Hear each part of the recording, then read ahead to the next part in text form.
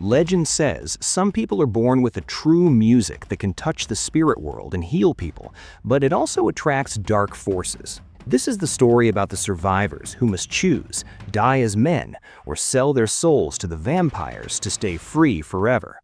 In 1932 Mississippi, a young man named Sammie walks into a church. He's exhausted and covered in blood. His father, a priest named Jedediah, begins to pray for him. Sammie is trapped in a flashback of a terrifying monster. Jedediah hugs his son, begging him to stop playing the devil's music. However, Sammie clings to his broken guitar, unable to forget the horror he just witnessed. One day earlier, twin brothers Smoke and Stack return home after years in the army and working for the mob in Chicago. Using stolen money, they buy an old sawmill from a man named Hogwood who used to be in a hate group.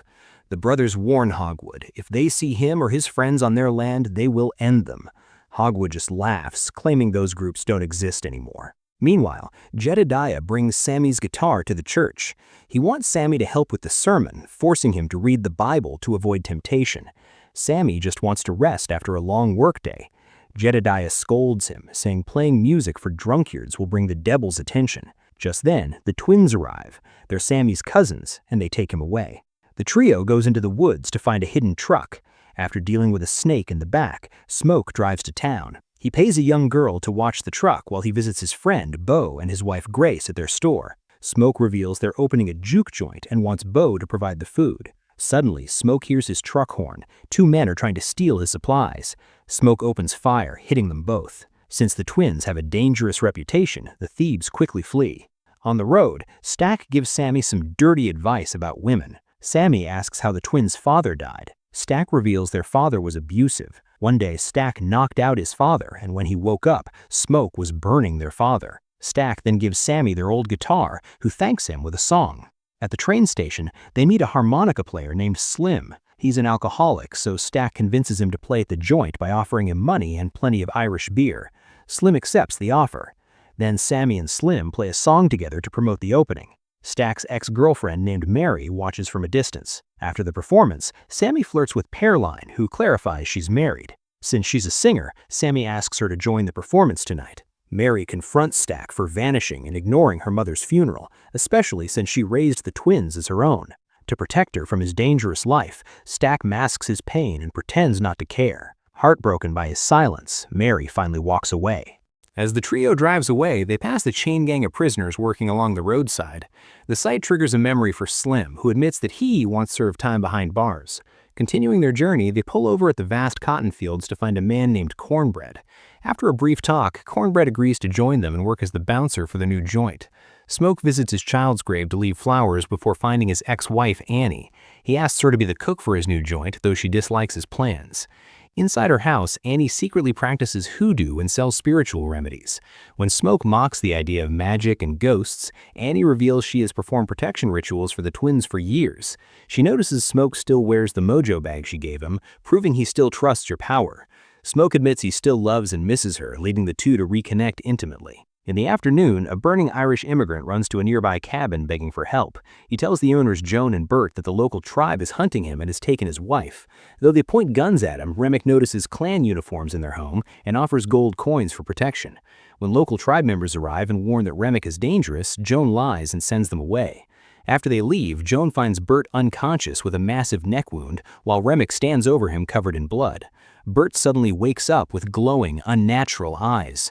Remmick is actually a vampire who has turned Bert, leaving Joan to scream in horror. That night, the juke joint opens to a lively crowd. Smoke gets angry when he learns Stack is accepting plantation credits, arguing they're low on cash and cannot afford freebies. Stack and Andy convinced him that bending the rules now will build popularity and eventually bring in real money. When Mary arrives, Cornbread initially blocks her but lets her in after recognizing her as a childhood friend. Sammie tries to kick her out to protect her, but Mary ignores him and pulls him to the bar for a drink. When Sammie asks how she fits in since she looks white, Mary explains her grandfather was half-black and her mother raised the twins as her own.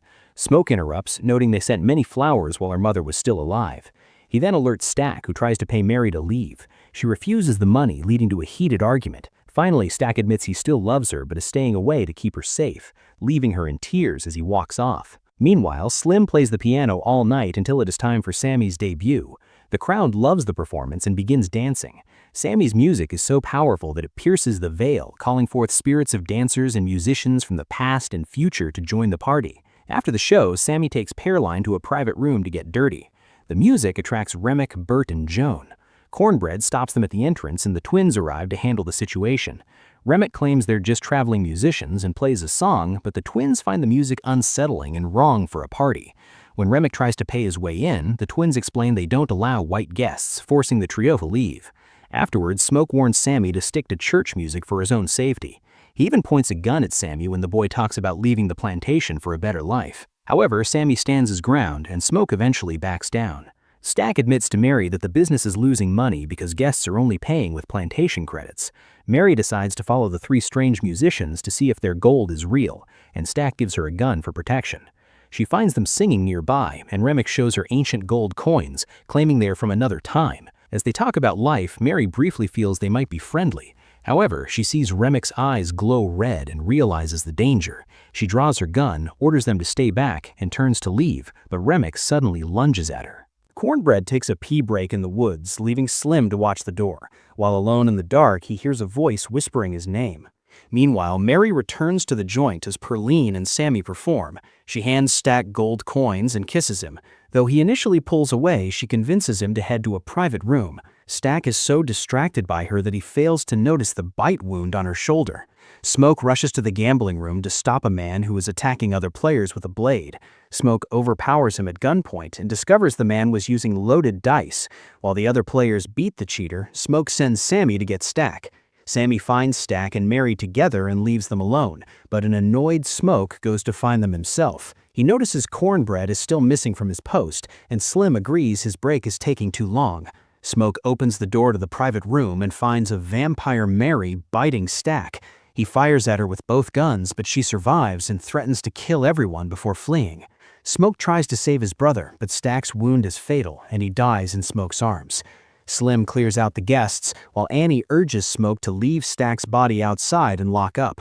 Smoke refuses, and instead locks his brother's body in a side room. Suddenly, Cornbread appears at the door, asking for permission to enter. Annie grows suspicious when he won't explain why he needs an invitation, and accuses him of being a vampire. Cornbread acts offended and demands his pay, but as Smoke moves to pay him, Cornbread reveals his monster face and drags him outside to bite him. Smoke shoots him point blank in the face, but the bullets have no effect. As Cornbread attacks again, Smoke scrambles back inside and they lock the door. Suddenly, Stack knocks on the door of the side room and stabs his knife through it to create a hole. He swears he is fine, but Annie warns Smoke that because Stack already died, the thing behind the door is no longer his brother. Stack then smashes through the door and tackles Sammie. Annie quickly throws pickled garlic juice into Stack's face, causing him enough pain to flee. While Smoke helps Sammie, Grace tries to leave to find her husband, but Annie convinces her to stay inside until sunrise for safety. Annie then explains how to kill the monsters. They are weak to garlic, wooden stakes, holy water, silver, and sunlight. The group begins preparing by filling jars with garlic and sharpening chair legs into stakes. During the preparation, Sammie wonders if their music caused this nightmare. In private, Annie makes Smoke promise to kill her if she ever turns into one of the creatures. The group finds a dead guest in the back room. Sammie and Smoke drag the body outside, only to discover a horrifying scene. Remmick has turned dozens of locals into vampires. The monsters are dancing and playing music around Remmick while he sings. The duo rushes back inside for safety. To ensure no one else is turned, Annie forces everyone to eat garlic. When Pearline refuses, Smoke draws his gun and threatens her until she complies. Slim eats the garlic and has a violent reaction, but it's just all the alcohol he's drunk tonight.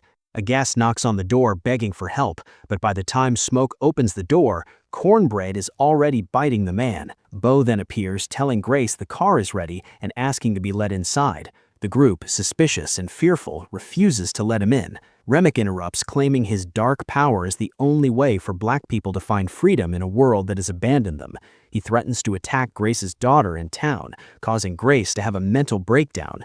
Remmick then offers a deal. He will spare the group if Sammie joins him to use his musical talent to attract more vampires. Smoke refuses to let his cousin go and keeps him back. As more vampires surround the building, Remmick reveals that Hogwood tricked the twins. The clan is still active, and Hogwood only sold them the land to lure the local black community into one spot for an easy massacre. Now undead, Stack and Mary urge the group to accept Remmick's offer and become vampires to gain the power needed to fight the clan and achieve true freedom. The group refuses and shuts the door, but a heated argument breaks out as Grace, terrified for her daughter's safety, becomes desperate to leave. The vampires surround the building and begin to sing, driving Grace to a breaking point as she fears for her daughter. Despite the group's efforts to restrain her, she screams out an invitation for the monsters to enter. As the vampires storm in, Grace throws a torch at Remmick, but he deflects it. In the chaos of the battle, Grace pushes the undead beau into the flames and stabs him with a stake, but the fire spreads to her and she burns to death. The survivors fight back with bullets and stakes, but the monsters are too fast and numerous. Stack bites Annie and Remmick overpowers Smoke when he tries to intervene. Pearline shoots Remmick to create a distraction, allowing Smoke to reach Annie. Near death, Annie reminds him of his promise. Smoke tells her he loves her before stabbing her with a stake to prevent her from turning. Even the undead Mary and Stack show a final spark of humanity, appearing saddened by her death. The survivors retreat upstairs while Slim stays behind to act as bait, falling under a pile of vampires who kill him. Remmick blocks the upper exit and forces everyone back inside, targeting Sammie while Stack attacks Smoke. Pearline attempts to stab Remmick, but he overpowers her, slams her against a beam and bites her. Smoke manages to knock Stack down and fires at Remmick to keep him away. Sammie tries to help Pearline, but she realizes she is turning and tells him to run. Sammie jumps through the upper door to escape, injuring his leg as he hits the ground. As Sammie limps away, Remmick jumps from the building and ambushes him from behind. Remmick moves in for the kill, but he hesitates when Sammie begins to pray. Surprisingly, the other vampires gather around and start praying too, which infuriates Remmick. In a fit of rage, he begins dunking Sammie into the water while screaming a rant against religion. Inside the building, the brothers continue their brutal struggle. Both are fueled by a stubborn refusal to back down, but Stack eventually gains the upper hand, tackling Smoke to the ground. However, as he leans in to deliver the fatal bite, Stack hesitates. Smoke seizes the moment to flip the advantage, pinning Stack and grabbing a sharpened stake. He freezes, however, when Stack softly tells him not to be sorry, acknowledging their bond one last time before the end. At the lake, Sammie seizes a moment of distraction to grab his guitar and smash it over Remmick's head. The impact is supernatural. The shattered instrument causes all the surrounding vampires to writhe in agony. After removing the guitar piece from his head, Remmick gets ready to attack again. Suddenly, Smoke appears and drives a stake deep into Remmick's chest. At that exact moment, the sun breaks over the horizon. The first rays of light hit the monsters, causing the vampire horde to slowly ignite and burn to ash. Remmick is the last to fall, consumed in a violent, swirling tornado of flames as he finally vanishes. Smoke forces Sammie to flee to the church before the clan arrives. Alone, Smoke armors up with every weapon he can find. When Hogwood and his men pull up to the locked joint, Smoke ambushes him from a distance, cutting down half the group in a hail of gunfire. The clan fires back, hitting Smoke in the stomach. As two survivors try to speed away, Smoke tosses a grenade and the truck explodes. Bleeding out, Smoke approaches the terrified Hogwood and calmly takes a cigarette from him. As he begins to see the spirits of his wife and child waiting for him, Hogwood desperately offers him money for his life. Smoke ignores the bribe and shoots him dead. He dies at the same time and reunites with his family. Sammie stays at the church but refuses to give up his broken guitar, eventually leaving Mississippi for the north. Decades later, as an old man still playing in clubs, he's visited by the undead Mary and Stack. They reveal that Smoke couldn't bring himself to kill them. Instead, he let them go on the condition they never harm Sammie. Seeing that Sammie doesn't have much time left, the couple offers to turn him in so he can play music forever. Sammie declines, he's had enough of the world, but agrees to play one final song for them. He reflects that the night of the massacre was the best day of his life. Stack agrees, noting it was the last time he saw the sun, the last time he was with his brother, and the last time he truly felt free. And the movie ends right here. If you enjoyed this recap, please feel free to like, comment, and subscribe to the channel. Thanks for watching.